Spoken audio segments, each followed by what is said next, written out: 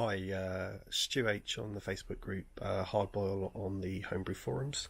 So you might have seen one of my previous videos where I was kind of doing the Sightglass tap modification to the BrewDevil, and I'm going to do a little bit of a sort of moonwalk back on a couple of things that I said here. But I think I've got some plausible reasons for doing so. So originally what I had was I'd taken the tap fitting, I'd put the T on, as you can see, and it would be set up very similarly to it is there, except that it had a 90-degree elbow and it had a tap coming out this side, didn't have the thermometer on it. But what I found is that setup just became a little... I was just concerned about the weight of it and the ease of knocking it.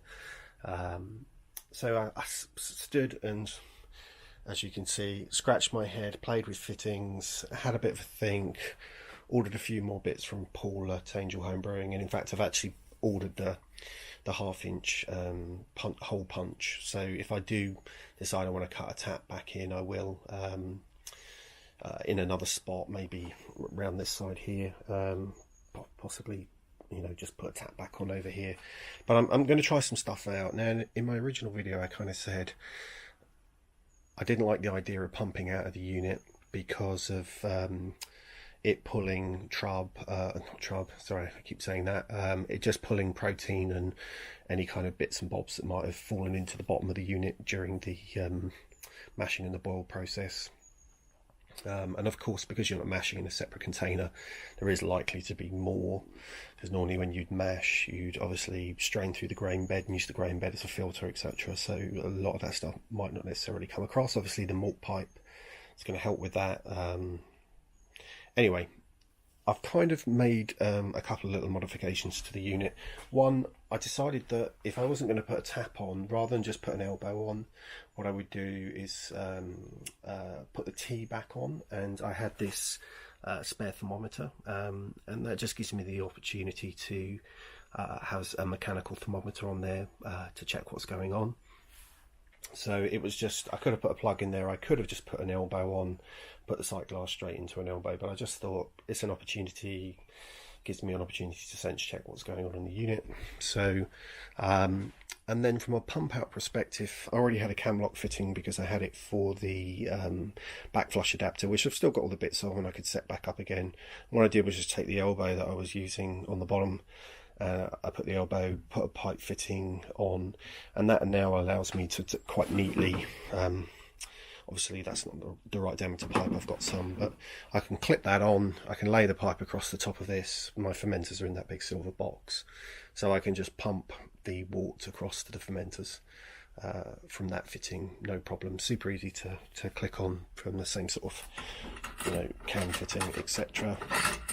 I have got some other fittings kicking around, so I could put a quick release fitting on if I wanted to. I could just thread exchange that onto the elbow and have that quick release fitting if I wanted to reuse some of the pipes that I've already got set up. So in terms of how it looks in the unit, hopefully you can see this okay. I've put the hot bazooka back in, however I have done a mod to that, so that goes on as normal. That's the one that comes, the upgraded one that comes with the pre-order kit. However, I don't know if it's hard to see, but the there is a finer version that comes with the unit. Now I've removed the clamp and replaced it with a Jubilee clip, put the coupling back on, and I've actually slid the finer one inside of the coarser one. Now the idea being that I wanted to avoid getting any particulate matter. If I could avoid getting any particulate matter into the sight glass, you know, bits of grain, whatever, bits of hop, that's going to make keeping the sight glass a lot cleaner. Obviously the outer mesh hopefully catching the big bits, and then the much finer inner mesh. It's hard to see, but it's in there effectively. It's the one that came with the BrewDevil, and then I've got the upgraded one with the coarser mesh on the outside. So I'm hoping that will help keep the sight glass clear. And the other modification I made was to the pump input. So the pre-order kit came with a length of I think it's 1/2 inch hose. So I just took 1.5 centimeters of that 1/2 inch hose off the end and slid it onto the pipe. Now this is for a couple of reasons. This provides actually a better seal when it sits down on top of the unit, on top of the pump inlet, because obviously it's got a bit of rubber on the end rather than just sort of metals rattling again around against metal. What it also allows me to do is to slide this up and down and lift this up higher, so that now instead of that where the liquid is actually going to overflow into the pump being very low down in the unit, I've managed to raise it up a bit, so it's going to create a little bit more dead space in the bottom of the unit.